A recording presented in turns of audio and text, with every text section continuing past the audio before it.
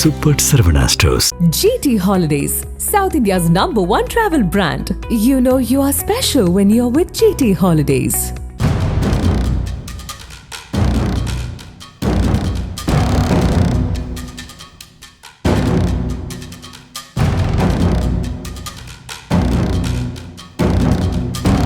தூத்துக்குடி மாவட்டம் கோவில்பட்டி சங்கரலிங்கபுரம் பகுதியை சேர்ந்தவர் திருப்பதி. இவரது மகன் 18 வயதான மனோஜ் என்கிற மாரிமுத்து. இவர் பிப்ரவரி 26 இரவு 8 மணியளவில் சங்கரலிங்கபுரம் 3வது தெரு வளைவு அருகே நண்பர்களுடன் பேசிக் கொண்டிருந்துள்ளார். அப்போது அங்கு பைக்குகளில் ஹெல்மெட் போட்டு வந்த 7 பேர் கொண்ட மர்ம கும்பல் மனோஜ் உள்ளிட்ட சிலரை சுற்றி வளைத்து தாக்குதல் நடத்தியுள்ளனர். இதில் அனைவரும் தப்பி ஓடியுள்ளனர். அப்போது மனோஜ் மட்டும் நிலை தடுமாறி கீழே விழ அந்த கும்பல் கழுத்து, கை, தலை, முகம் உள்ளிட்ட இடங்களில் தாக்கிவிட்டு பைக்கில் தப்பி சென்றனர். உயிருக்கு போராடி கொண்டிருந்த மனோஜை அப்பகுதியில் இருந்தவர்கள் மீட்டு கோவில்பட்டி மாவட்ட தலைமை மருத்துவமனைக்கு அழைத்து சென்றனர். அங்கு முதலுதவி சிகிச்சை அளிக்கப்பட்டு பின்னர் மேல் சிகிச்சைக்காக திருநெல்வேலி மருத்துவக் கல்லூரி மருத்துவமனைக்கு அனுப்பி வைக்கப்பட்டார். சிகிச்சை பலனின்றி பிப்ரவரி 27 அதிகாலையில் மருத்துவமனையில் மனோஜ் பரிதாபமாக உயிரிழந்தார். சம்பவ இடத்தை டிஎஸ்பி ஜெகநாதன், இன்ஸ்பெக்டர் மாரியப்பன் தலைமையிலான போலீசார் பார்வையிட்டு சிசிடிவி காட்சிகள் உள்ளிட்ட தடயங்களை கைப்பற்றி விசாரணை நடத்தினர்.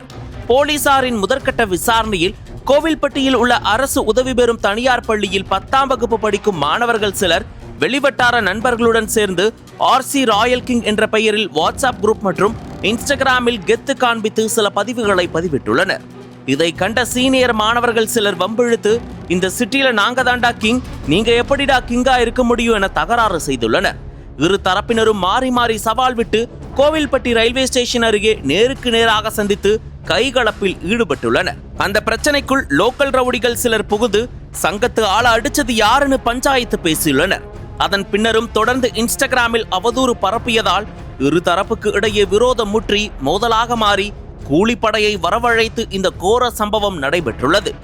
இதில் குறிவைத்து வந்த நண்பர்கள் தப்பி ஓடி எஸ்கேப் ஆகிவிட்டதால் அந்த கூட்டத்தில் டீ, காஃபி வாங்கி கொடுக்கும் எடுபிடி ஆளாக இருந்த மனோஜை கூலிப்படை கும்பல் சாய்த்து விட்டு சென்றுள்ளதும் தெரிய வந்தது.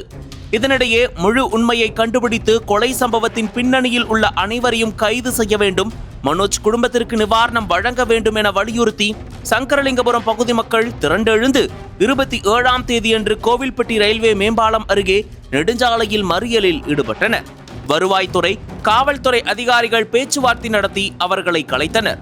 இதைத் தொடர்ந்து இந்த வழக்கில் துப்புத்துலக்கி கூலிப்படை நெட்வொர்க்கில் உள்ள கோவில்பட்டி இலுப்பையூர் அணையை சேர்ந்த 24 வயதான குமார், துரைசாமிபுரத்தை சேர்ந்த 19 வயதான வேலுமுனியசாமி, திருநெல்வேலி முன்னீர் பள்ளத்தை சேர்ந்த 22 வயதான நெல்லையப்பன், கோவில்பட்டி வள்ளுவர் நகரை சேர்ந்த 19 வயதான சிவபிரசாத் மற்றும் மேலப்பாளையம் கோவில்பட்டி முகமது, சாலிகாபுரம், செண்பகா நகர், புதுகிராமம், கடலையூர் ஆகிய பகுதிகளை சேர்ந்த 17 வயது சிறுவர்கள் 5 பேர் என மொத்தம் 9 பேரை மார்ச் 1 போலீசார் அதிரடியாக கைது செய்தனர்.